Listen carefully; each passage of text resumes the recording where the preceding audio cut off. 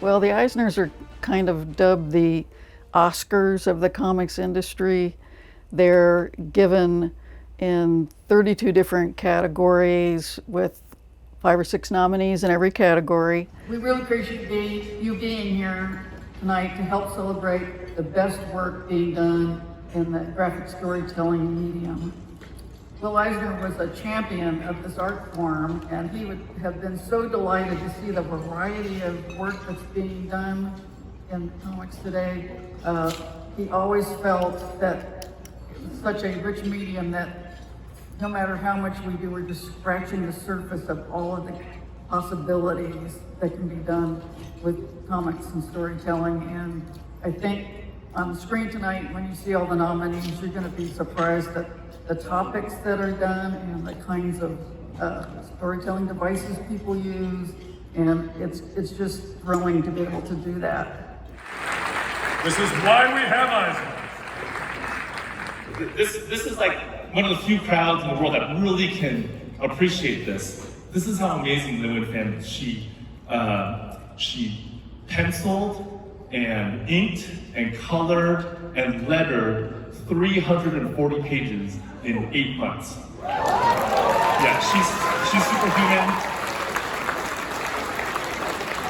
She also helped me get the voices right, especially when it came to the young female characters. I am incredibly grateful to have gotten to work with her. I'm also incredibly grateful to our editors, Marc and Connie Sue, who patiently guided this project from beginning to end. And finally, I have to thank my wife. My wife really is the inspiration for this book. It's a rom-com, and it is inspired by both how much my wife hates Valentine's Day and how much she likes me. Thank you very much. Thank you so much. Thank you. My whole body is still kind of like twitching from this. It's amazing. You know, I feel really lucky to be a part of the American comic book industry, and this is just icing on the cake. It feels incredible to win for Godzilla's 70th anniversary. I've loved comics my whole life. I worked in comics retail before I got a job as an editor at IDW, and there's so many incredible creators that worked on this book, and it feels incredible to accept this on behalf of everybody. So it's an incredible, incredible experience. This is amazing. Thank you so much. Today's my birthday, and I can't think of a present on this. Thank you, and I don't know if any of my crew are filming this, just in case, but to my family at home at 4 a.m. Dad, Oni and Mum, I love you, and thank you for supporting me and helping me to get these awards. Thank you. Thank you again. I really wish that Lewin Pham, you know, my co-creator, could be here to experience this moment with me. She's on a fancy trip in Asia with her family, so she couldn't be here. But because she's not here, I'm going to tell you one more story about how amazing she is. You know, we got to do a book tour for Lunar Near Love Story, and what she does is every time a reader comes up with our book in their hand, she'll open it up and she will draw a caricature of them right there on the spot using a brush pen. And it takes her like maybe 10 seconds to a minute to do each one. And these readers leave glowing because they've just had this incredible experience with a comic book creator, with a cartoonist. So I really think she is incredibly extraordinary. I feel incredibly lucky to have gotten to work with her. Thank you so much. Thank you all so much. Even though in Chicago, at St. Joseph Cemetery, where the famous Public Enemy Babyface Nelson is buried, there's a tombstone with my name on it. Thankfully, it only has one date so far. And no, I'm not retired. Retiring to me is what you do when you're on the freeway and you get a flat and you call the AAA and they come out and they retire for you. Now it's kind of ironic, I guess, because I started writing comics professionally in 1969. that was for Warren Publications, Creepy, Eerie, and Vampirella. Now, I'm the associate editor and the regular writer on Warren's magazines, Shudder and Vampirus Carmilla. I kind of look at the Finger Award as sort of similar to the Academy Awards Lifetime Achievement Award, or getting made in the Mafia. When I think of that, I remember what happened to Joe Pesci in the movie Goodfellas. Anyway, I'm grateful, I'm proud, I'm thankful, I'm even surprised to get this award today. And for the first time in my life, I can say I'm glad somebody gave me the finger. Thank you. This means a lot. I've been in the business for 16 years now, and man. So I'd like to thank the publishers who put my name forward. Marvel, Image, Dark Horse, DC, Boom. Perhaps there are others. Shout out to IDW if you're out there. My collaborators for continuing to work with me, and the voters, thank you for that. I'd like to thank my loved ones, caveats, and above all, I'd like to give a special thanks to Michael Chen, Gabe Bridwell, Joe Caramagna, and Chris Eliopoulos for teaching me the craft of lettering.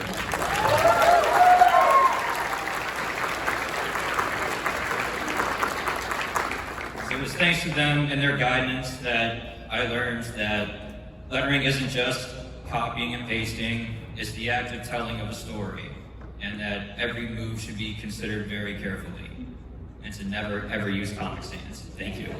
It's a pretty big deal. I remember when Hassan Otsumaniallahu won last year, and that felt like a real turning point, because a lot of us get kind of frustrated that the same people win year after year after year, and a lot of us are lifers who really dedicate our lives to like really honing our craft and making sure it counts. And it's really great to see the award getting spread out and other people being recognized for it. And I would like to shout out Becca Carey, because I was really thrilled to see her name up there. So yeah, this feels good. I'm very happy right now. What do you think people in general may not know about lettering? That it's a craft, and that it's a job that people do. That's the biggest one. Like when I first met my girlfriend, she had no idea that lettering was a job, that people sat at their computers and made word balloons all day. So yeah, I think it's that.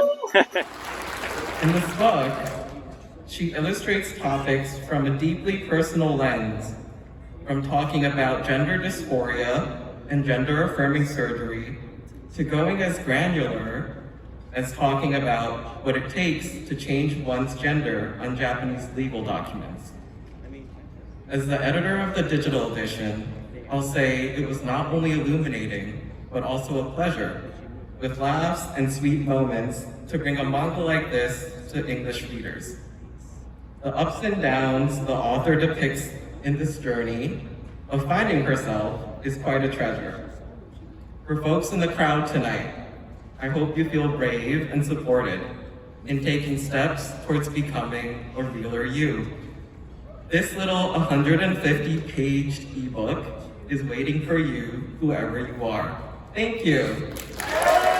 I'm really glad that My Journey to Her by Yuna Hirasawa from Kodansha Comics got to win this award, because it means it's another story that folks can read and see themselves in, or at least learn a little bit more about folks who might have a different life trajectory. So I hope it resonates with a lot of people and can speak to some folks who've been waiting to hear a story for them. The book itself was actually written about the author's experience in 2015 going through like gender-affirming surgery. And it's been quite a while since then.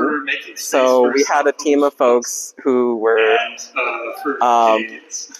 culturally aware of what it takes to translate a story that takes place partially in Japan and in Thailand, and also an authenticity reader and a language reviewer was involved as well. So there's a lot of layers and a lot of care that went into it. So I have some remarks from David, but first I would like to say thank you first to David for believing in me and allowing me to do this book. We did the Daredevil Born Again book, which won an Eisner Award, I don't know, 10 years ago, 12 years ago. And I've been trying to do this book for a decade. He is an inspirational artist, and I don't know anyone who cares more about how his work is presented. I have to thank Chip Kidd, who did a remarkable job.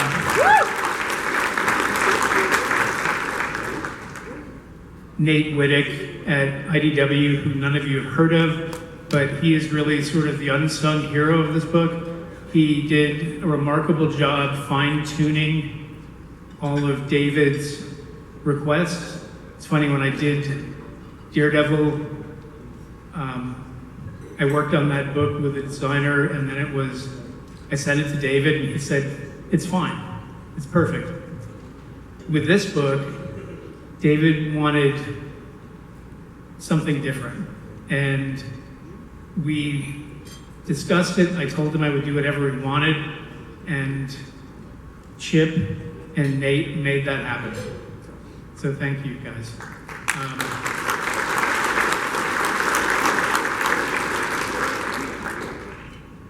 I'd like to thank Ted Adams, who was the founder of IDW, who greenlit the Crazy Artist Edition series.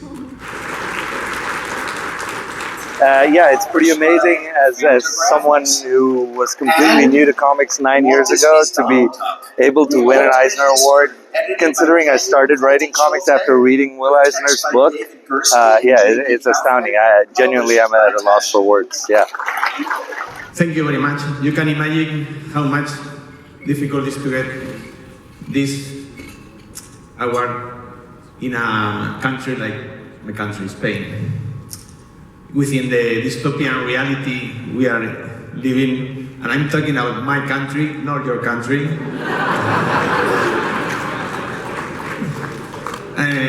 I want to thank the judges for honoring us as a rebels of reading, trying to swim against the tide, making people think through our stuff, the books. I also want to thank the American Society, you, for helping me to achieve this award.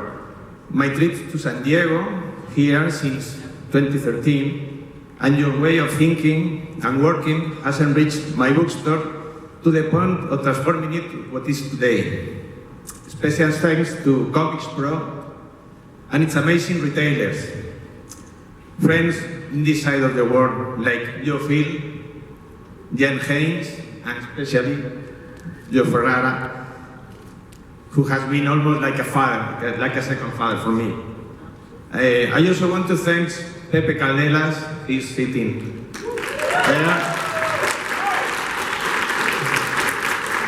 Maybe the best artist agent all over the world and an extraordinary person. My entire team back in Madrid, an excellent group of people who achieve excellence as retailer every single day. Above all, I want to highlight my family, my parents and my brother, who are the reason this beautiful madness called Akira Comics opened the doors back in 1993. Lastly, I want to dedicate this award to my loving grandmother. She left us in 2019, but I felt her love and warmth even after her passing.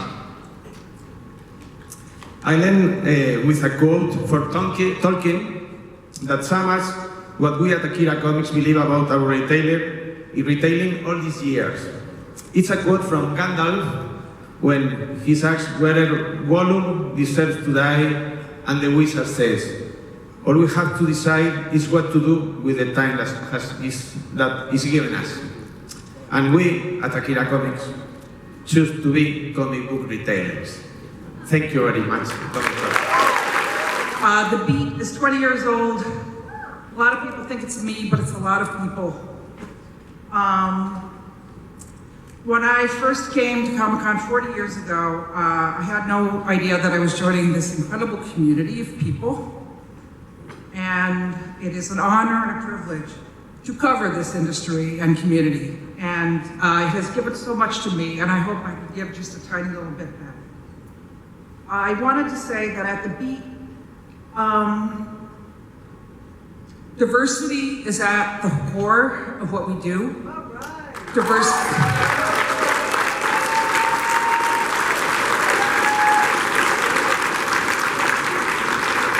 And diversity, despite what you might hear, is not an ideology. It is a simple reflection of the world that we see around us.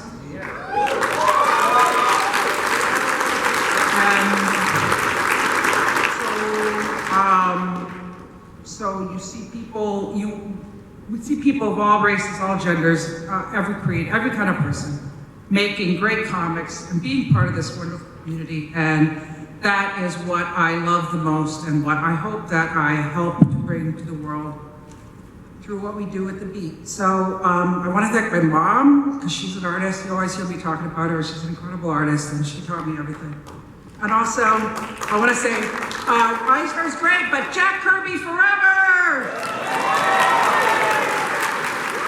Let's see, I'm so grateful to our editors, Chris Conroy, Ash Padilla. Chris, you see us through, you're the adult in the room, basically. When we're all kind of designing Wonder Woman, for instance, we had a month and we just had to clock it out, and you were there to actually make sure we were on target and everything. That was really helpful. And our editor who kind of came in during the moments when we needed a little extra, Adriana, the fact that you came in when we were, what was it? We were fighting over Wonder Woman's eyes. It was, were they blue? She's using magic, now they're red. Oh wait, maybe they should be green. Maybe they need to be green with a little red. Maybe they need to blue. They went on for like a week, so thank you.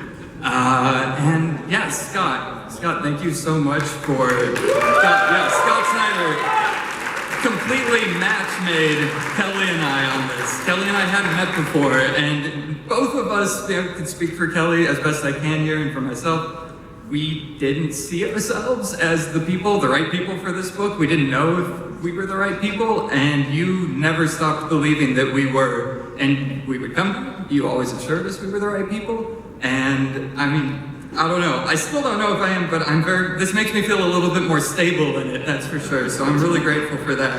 And I'm certain Kelly is too. So, and I guess last but not least, thank you to everybody who's ever worked on Wonder Woman. She means a lot to me, especially more now. And she wouldn't be all of that if it wasn't for all the people that worked on her and are working on her. And she is a hero that this world really needs in a big way. So, thank you.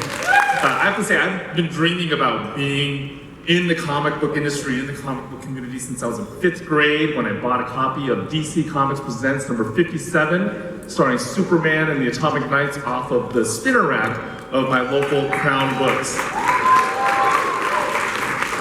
And now I'm in it. I'm in the comic book industry. I'm part of the comic book community, and it is better than what I had dreamed of. Not just because comics has allowed me to surround myself with stories and art that have inspired me for years and years and years, but also because some of my deepest relationships in my life I formed because of comics. So thank you all. Thank you to comics. Comics really are the best. Thank you. Feels incredible. I'm moved beyond words. I'm glad I wrote them down.